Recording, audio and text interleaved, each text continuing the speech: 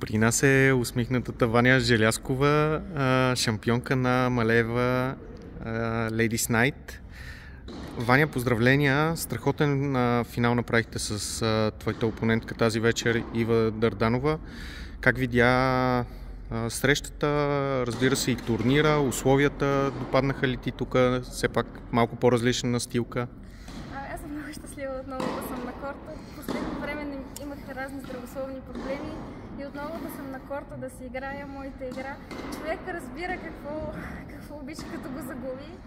Така че много добре се почувствах. Истината е, че даже щях да се отпиша от турнира и в последния момент изпуснах срока.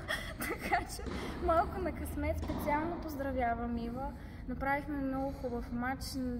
Постоянно нямаше, през цялото време не се знаеше на къде ще тръгнат нещата. Мисля, че и двете изтичахме един маратон. И съм много щастлива, че 8 марта отново го откриваме по този начин. За мен този турнир е като традиция, религия, в която просто започва тенис сезона, идва лятото, идва откритото. Така че много се радвам, че толкова много момичета се записаха. Специално искам да поздравя всички момичета, с които играх. Всички мачове бяха оспорвани, особено момичетата, които не познавах. И беше изключително интересно да играя с тях, така че поздравления. Какво ще кажеш за тези дами, които така до последно са се чудили дали да се запишат и не са се записали? Ами аз бях от тях. Но запишете се, хубаво е. Много се радвам, че сингъла жени отново започва да го има на картата, защото след COVID не мисля, че има турнири женски сингъл в София. Не, аз лично не се. Сега вече има шампионат. Сега вече има шампионат. Така че много се радвам.